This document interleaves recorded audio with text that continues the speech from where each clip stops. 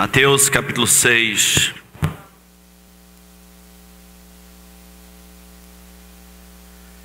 Versículo 25.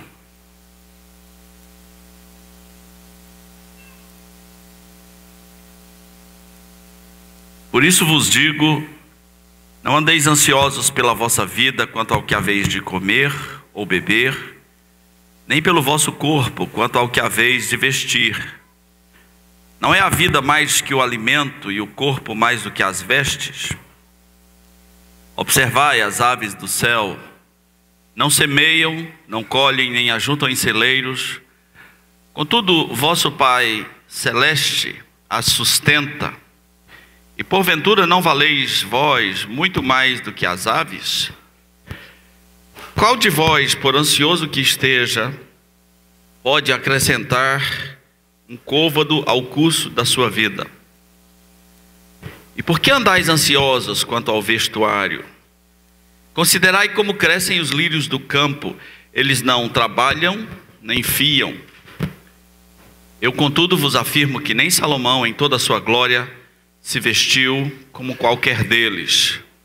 Ora, se Deus veste a erva do campo, que hoje existe, e amanhã é lançada no forno, quanto mais a vós outros, homens de pequena fé. Portanto, não vos inquieteis, dizendo: que comeremos? Que beberemos? Ou com que nos vestiremos?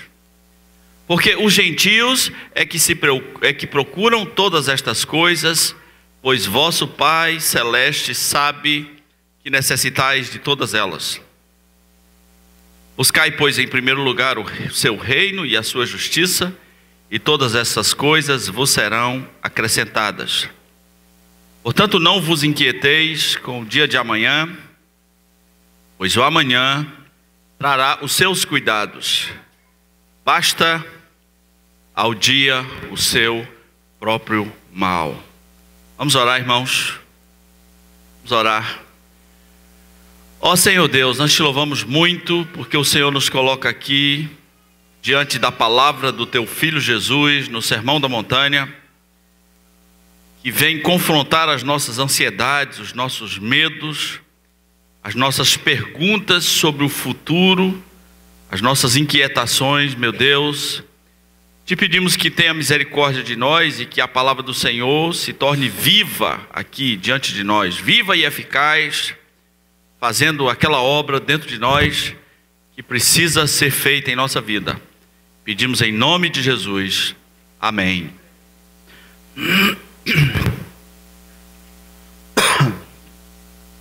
Então, qual é a cura definitiva para as ansiedades? Você é uma pessoa ansiosa? No Sermão do Monte está inclusa uma palavra sobre ansiedade. Isso implica no fato de que os filhos de Deus têm que ser diferentes também nessa área. Não rima santidade com ansiedade, só em português, só sonoramente que santidade rima com ansiedade. Mas em termos de vida cristã, não combina. A palavra de Jesus não prevê que o servo de Deus deve ser uma pessoa medrosa. Pelo contrário, o justo é intrépido como um leão. E a palavra de Deus não prevê que esse servo de Deus seja uma pessoa ansiosa, com medo da velhice, com medo até de assumir a sua idade, com medo de doenças do futuro, ampliando bem mais, com medo de como será a vida dos meus filhos no futuro, e ampliando ainda mais, quando eu morrer, ai meu Deus, quem vai cuidar deles? Né? Aqueles pensamentos da madrugada, em que você liga num canal, liga sua mente num canal que eu chamo de Desgraça News, onde você começa a pensar tudo que poderia dar errado, e aí você se torna uma pessoa ansiosa, uma pessoa sufocada. Jesus não está falando de todas as áreas da vida pelo menos linguisticamente, ele se deteve a vestuário e a alimentação, né? O que é que eu vou comer? Ai, meu Deus, o que é que eu vou comer, né? E, meu Deus, o que é que eu vou vestir, né? Lá vem o ano novo, lá vem o casamento da minha amiga, lá vem não sei o quê. E aí, o que é que eu vou vestir, né? Você é uma pessoa ansiosa. Existem algumas perguntas aqui que são muito básicas da vida. E elas, num certo sentido, nos preocupam. Mas aprenda uma coisa. Aquilo que é uma preocupação básica da vida pode destruir você. Porque existem defeitos que viciam. Por exemplo, medo vicia.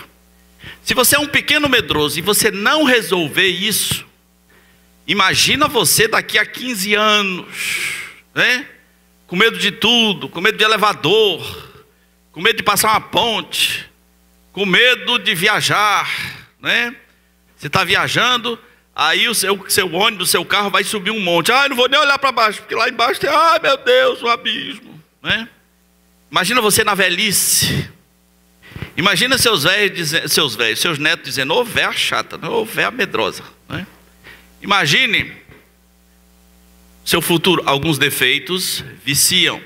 E ansiedade vicia e se torna doença, que os médicos, os psicólogos, os médicos às vezes chamam de doenças psicossomáticas, doenças que na verdade nem eram para existir, mas a mente criou, numa linguagem bem moderna, somatizou, né? Soma quer dizer corpo, ou seja, ela transferiu para o corpo.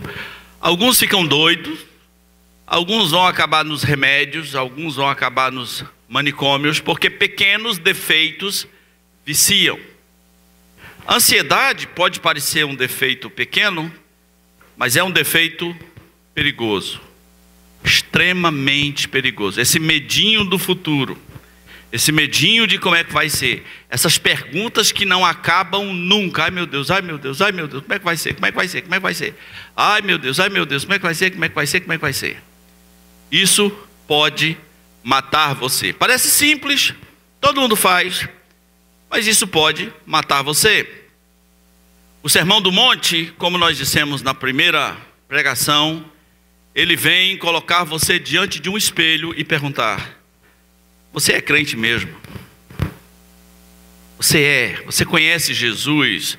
E Jesus faz diferença na formatação do seu pensamento, na tua maneira de ser, de pensar, de agir, de falar. Jesus influencia todas as células do seu corpo. Você é crente mesmo? Você respira cristianismo por todos os poros? O Sermão do Monte coloca você diante do espelho e pergunta: e aí?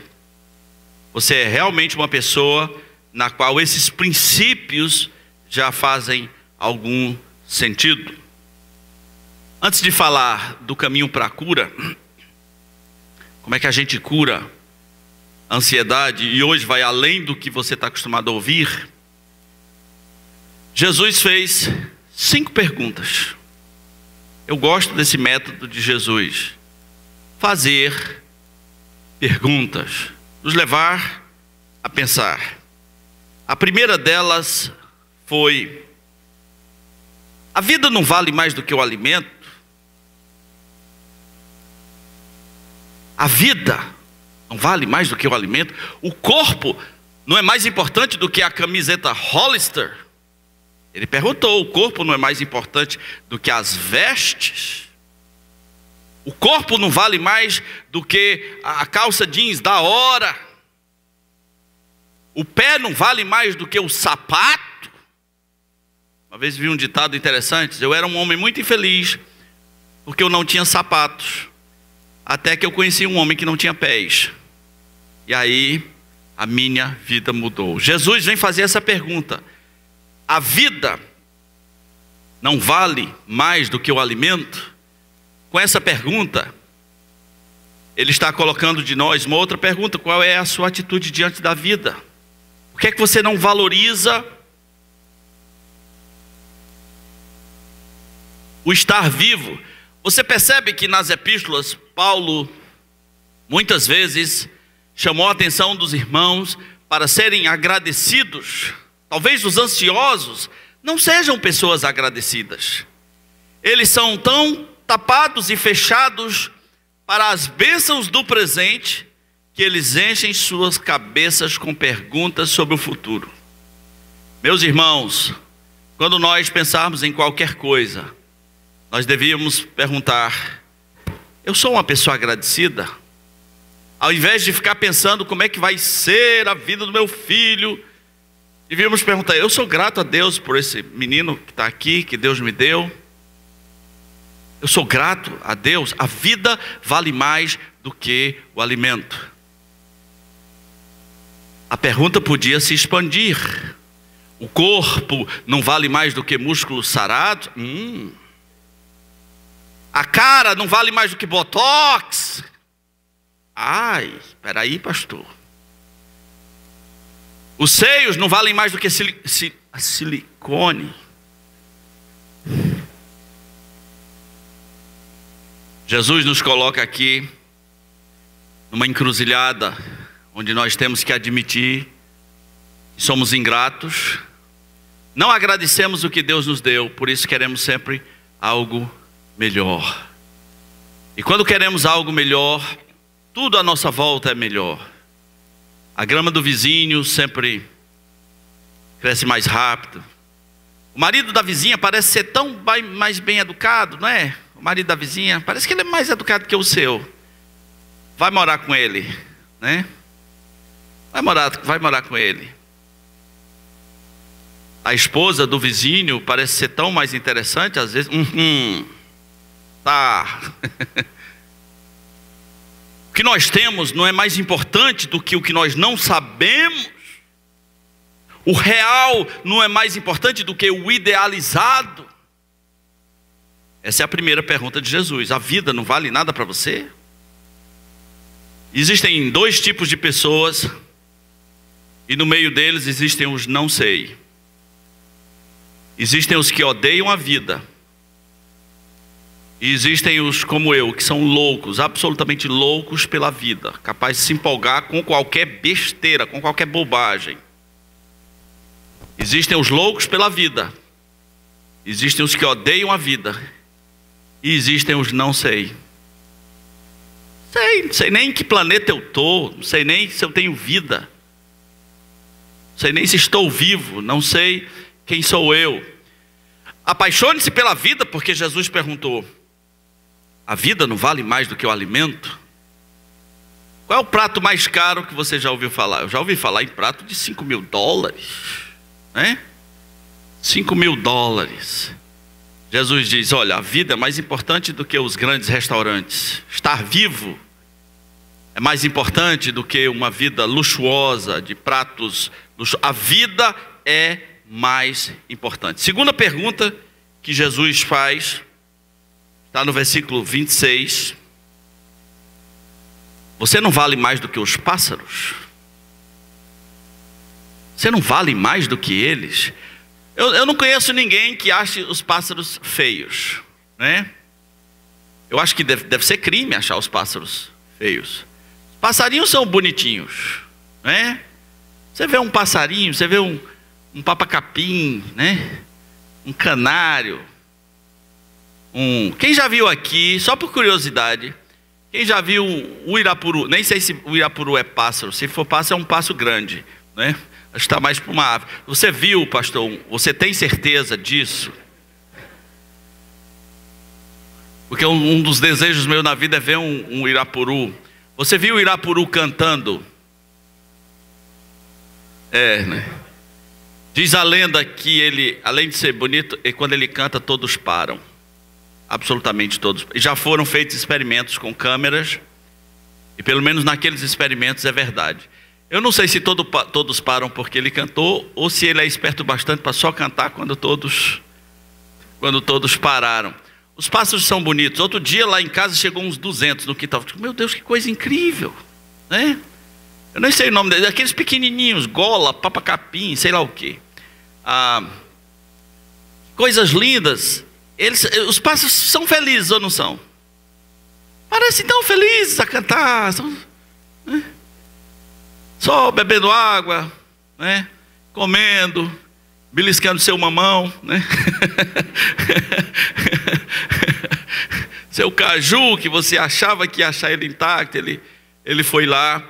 Os pássaros não estão nem aí para a Operação Lava Jato. Os pássaros, pouco interessa se o dólar subiu, se o dólar baixou. Eles são muito felizes. E Jesus faz uma pergunta: você não vale mais do que eles? Não valeis vós mais do que os pássaros? Qual é a resposta? Qual é a resposta?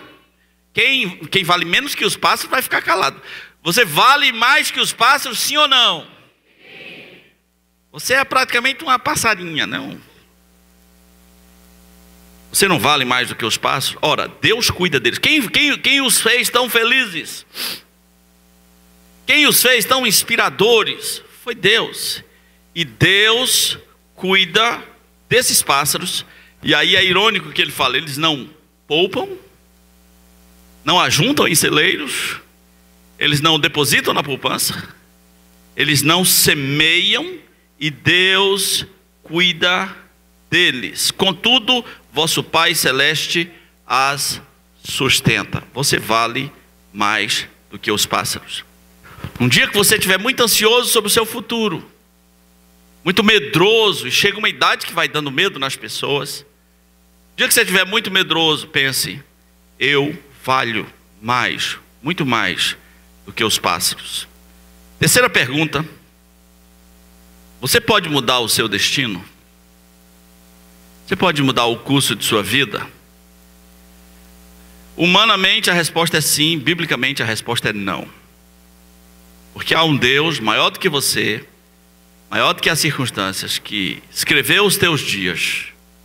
Há um Deus que fez você de forma meticulosa. Salmo 139, os teus olhos me viram a substância, ainda informe, quando no interior fui formado.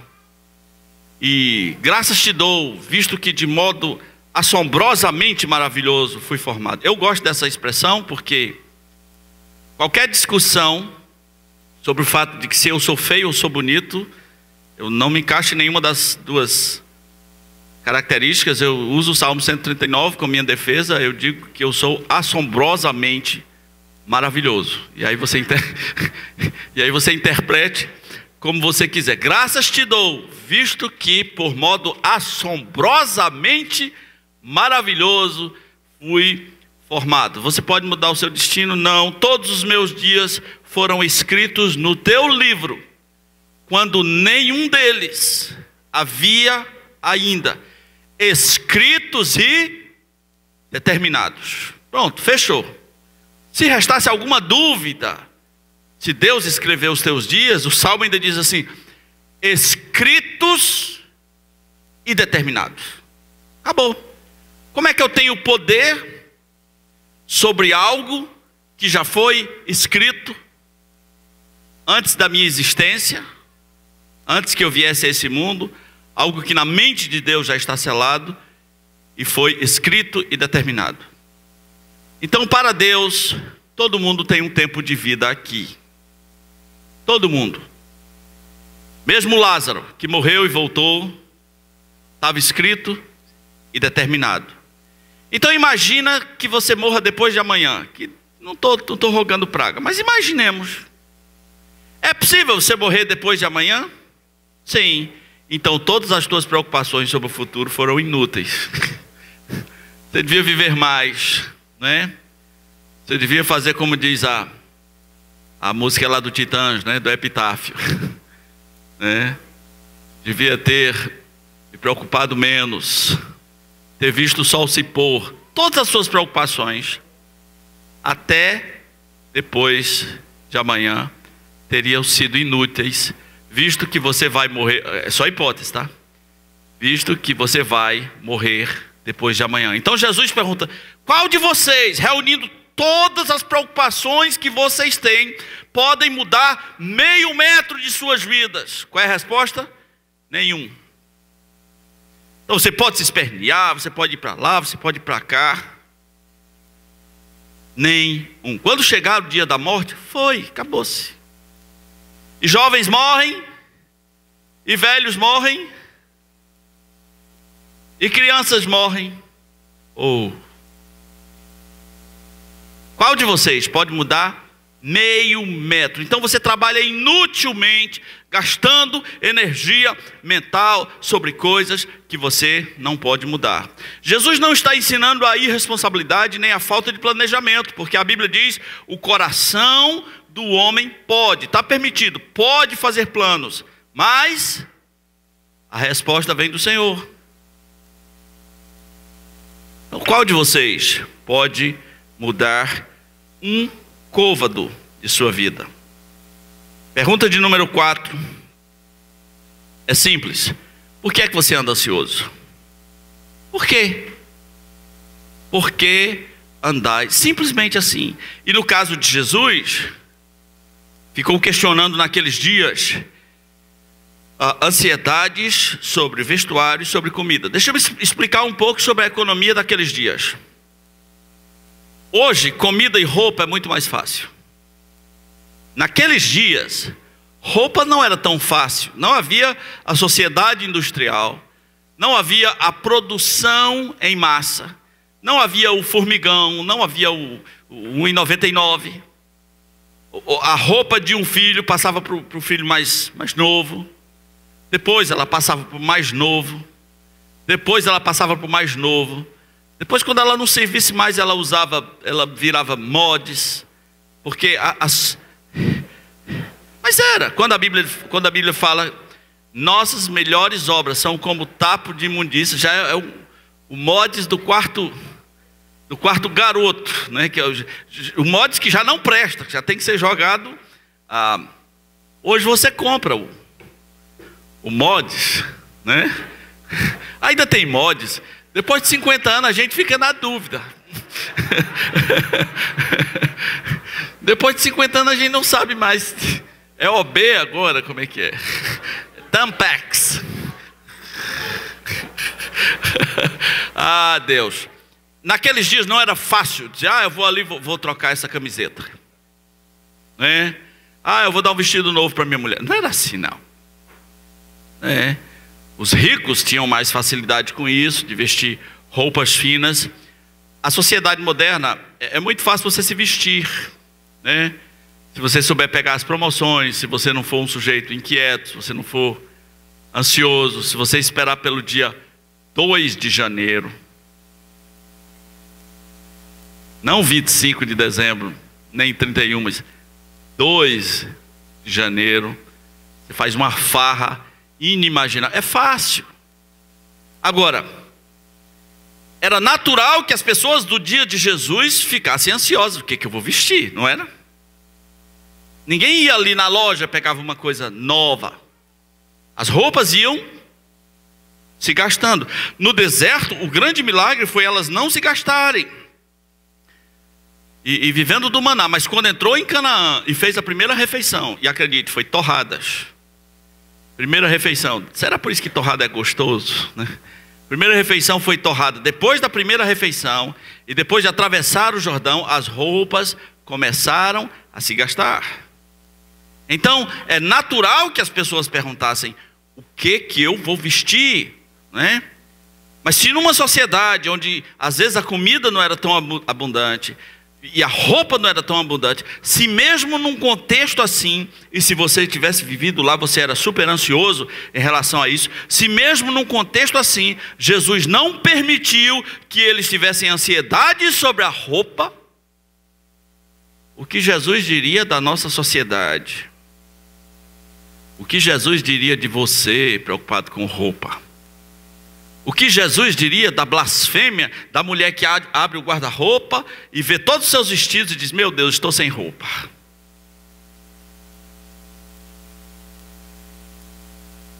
O mundo linguístico da mulher é muito esquisito, né? Quando ela fala estou sem roupa nova, né? Quando ela fala vou buscar uma caixa de leite, não é uma caixa de leite. Descobri, caixa de leite não é caixa de leite. Caixa de leite pode ser qualquer coisa, mais 10 coisas, menos uma caixa de leite, né? O que Jesus diria de homens vaidosos? Que eu vou vestir, que vergonha, rapaz. Eu vou vestir. Não tenho tênis novo, da hora. Se naquele contexto Jesus não pegou leve, o que ele diria para mim e para você que andamos ansiosos sobre o que nós vamos vestir? E a última pergunta é: se Deus cuida da erva, veja bem, da erva, e ele citou aqui lírios do campo. Lírios do campo são bonitos naquela região. Essa erva existe hoje e é lançada ao forno amanhã. Se Deus cuida assim da erva, quanto mais de você, será que ele não vai cuidar muito melhor? Você precisa entender isso. Eu valho mais do que pássaros, eu valho mais do que erva. 5 perguntas que nos envergonham. A cura que Jesus propõe para a ansiedade é muito simples, ela tem os 3 pilares de raciocínio. Geralmente as pessoas pensam em buscar o reino de Deus, é mais amplo. Antes de falar de buscar o reino, ele deu mais 2 receitazinhas que fazem muita diferença para a vida. A primeira delas é aquilo que se chama, em alguns círculos, de contemplação. Olha, vá contemplar, rapaz. Se você estiver ansioso, vá contemplar a natureza. No caso aqui, ele escolheu os lírios do campo. Para você aprender a contemplar, você tem que não ter pressa, não ter compromisso. O tempo tem que parar para você, para que você escolha alguma obra criadora de Deus e contemple-a profundamente, para que você chegue num ponto, num quase êxtase, de glorificar a Deus por causa daquela criação. Isso está em muitos lugares da Bíblia. A Bíblia diz: contemplai ao Senhor na beleza da sua santidade. O Salmo 8 fala de contemplar os céus. Quando eu olho para os céus, contemplo as estrelas, eu pergunto: o que é o homem? Contemplo, eu pergunto: o que é o homem? E aí ele desce das estrelas para os animais, e ele sai da terra e ele entra no mar. Ele contempla as possibilidades do mar, sem pressa. Por isso o Salmo 8 diz: ó Senhor, Senhor Deus nosso, quão grande é o teu nome em toda a terra. Quando você estiver ansioso, vá contemplar. Quando você estiver com preguiça, Salomão diz: vai contemplar quem? Formiga, sem pressa. Olha lá, o pessoal trabalha, a formiga trabalha muito. Todo mundo unido, trabalhando. Contemple até você ser absorvido pela energia das formigas, até você virar um formigão, né? Formigão trabalhador, né? Contemple, contemple, contemple. Tem muita coisa que a Bíblia diz para fazer e a gente não sabe por onde começar. Por exemplo, a Bíblia diz assim: vinde e contemplai as obras do Senhor. É para contemplar. Ninguém vai entrar no museu com pressa, não é?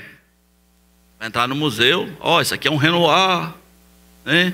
Ah, tá, Renoir, tá, eu quero que isso aqui chegue no fim. Você não vai aproveitar o museu. Você não vai. Você quer alguém que aproveita, quer saber como é que foi pintado, em que época foi, quer olhar por todos os ângulos. Você está contemplando. Nós vivemos num museu vivo o tempo todo, e de vez em quando Deus nos desafia: para e contempla. Então o primeiro caminho de Deus para você curar suas ansiedades sobre o futuro vai contemplar qualquer coisa, nem que seja um piolho. Vá contemplar. A obra de Deus é rica e farta em vida, em mistérios, em poder, em fascinações. Vá contemplar. Para tudo e adquira a capacidade de contemplar. Deus disse: contemple os lírios do campo. Se não tem lírio do campo onde você mora, vá contemplar o carrapicho, né? Um dia alguém contemplou o carrapicho e ficou milionário. Sabia disso? Ele descobriu que aquilo prega, né? Aí ele inventou o quê? O velcro. Uau! O carrapicho é incrível, o carrapicho é fascinante, o carrapicho é fantástico. Olha comigo Salmo 46.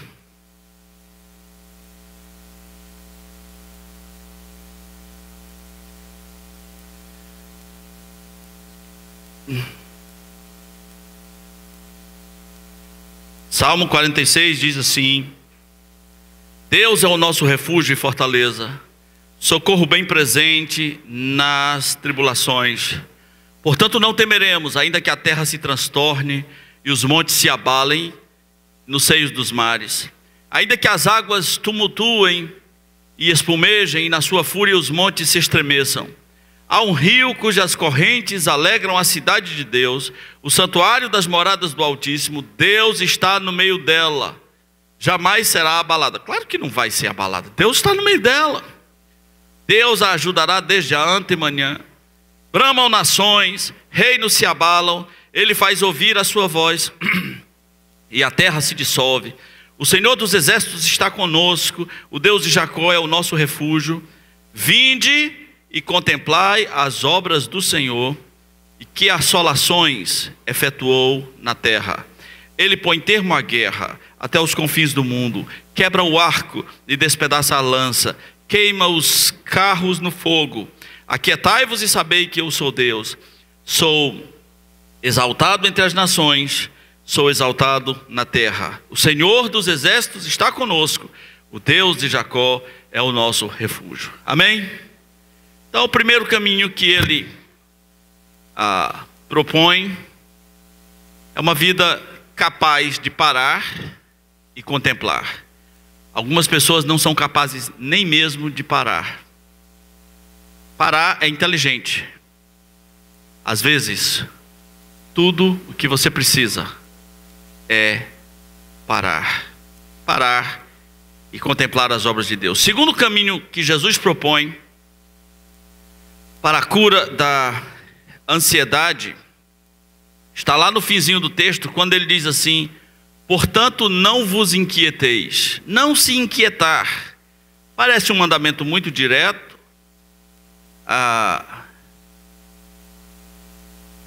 E eu queria usar uma linguagem do Salmo, dizendo que não se inquietar é a mesma coisa que se aquietar. Aquietar é ficar quietos. Jesus disse em Mateus 6,34: portanto não vos inquieteis, não vos inquieteis com o dia de amanhã, pois o amanhã trará os seus cuidados e basta ao dia o seu próprio mal. No passado, por volta do século 16, 17, houve um movimento chamado quietismo. E eles foram estudar a importância disso, ficar quieto. E há horas que tudo que eu preciso, ficar quieto. O Salmo 46:10 diz: aquietai-vos e sabei que eu sou Deus.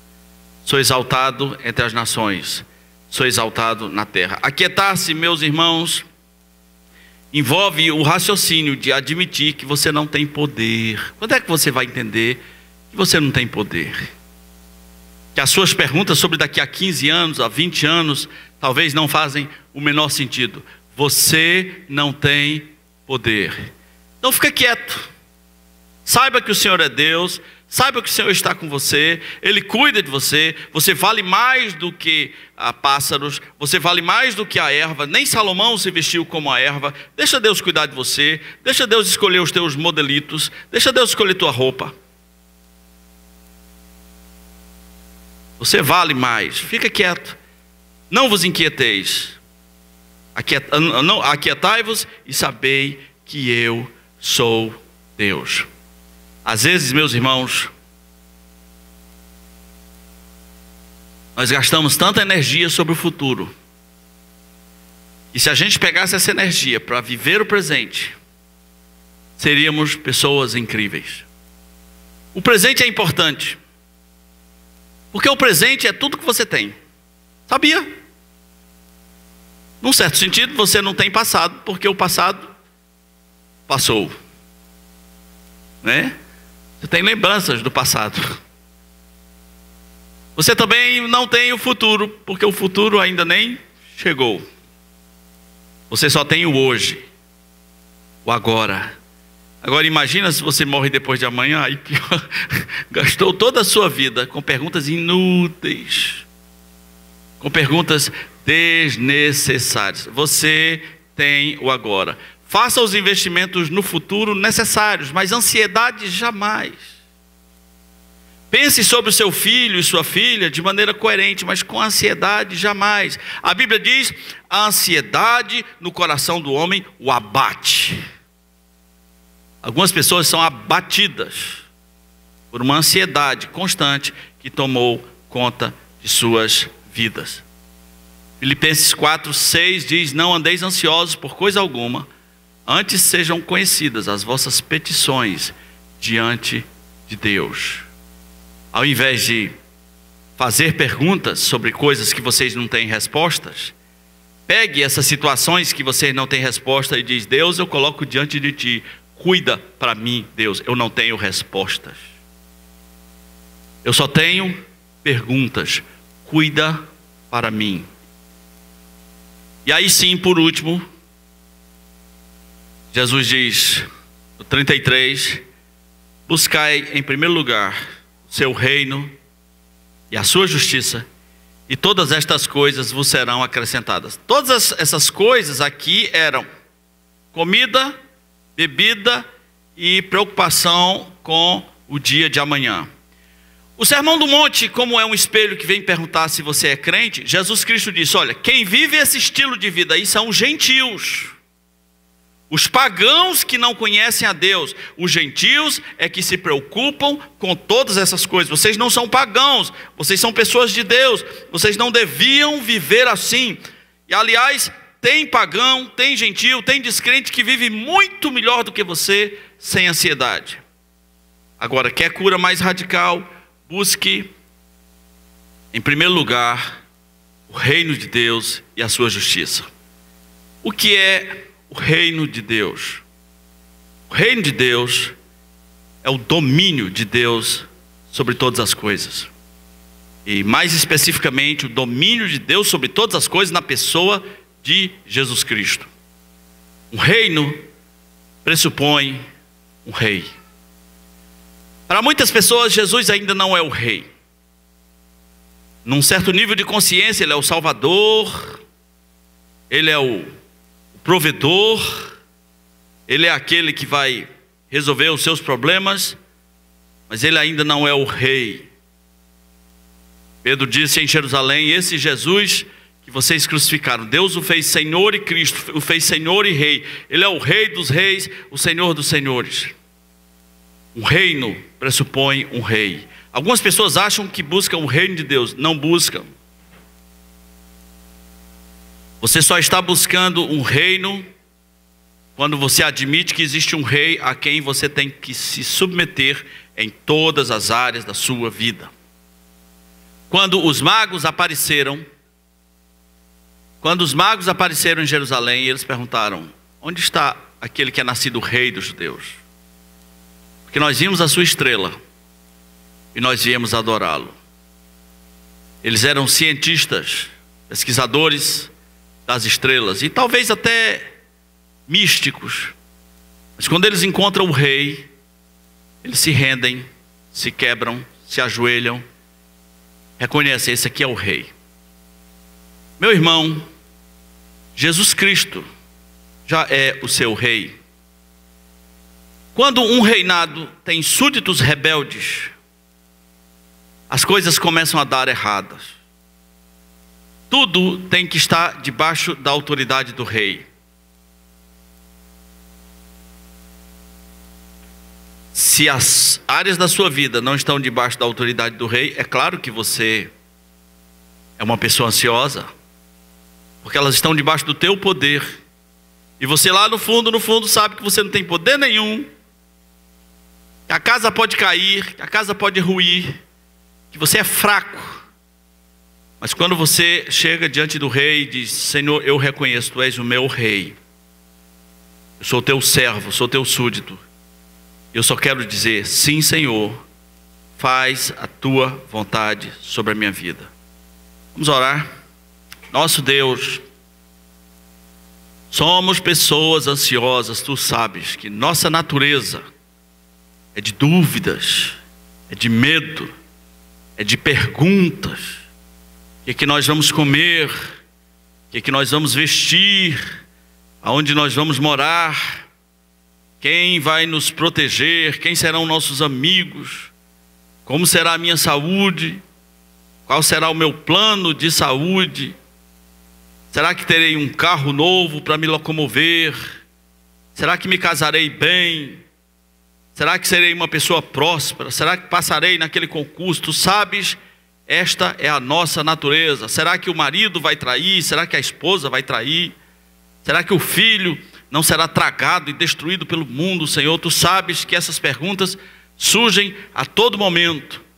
E nós sabemos a cura, meu Deus, e pedimos que nos conduza à cura, ao teu bálsamo santo, aos teus caminhos, às tuas veredas antigas, que nos ensinam a contemplar as obras do Senhor nesse mundo enquanto estivermos vivos, que nos ensinam a viver uma vida quieta, sabendo que o Senhor é Deus e esperando as tuas respostas, e que nos ensinam que há um rei, o Rei dos Reis, o Senhor dos Senhores, Jesus Cristo, Rei do Universo, diante do qual nós devemos nos prostrar, nos quebrar, quebrantar o nosso ser e submeter a Ele todas as áreas da nossa vida.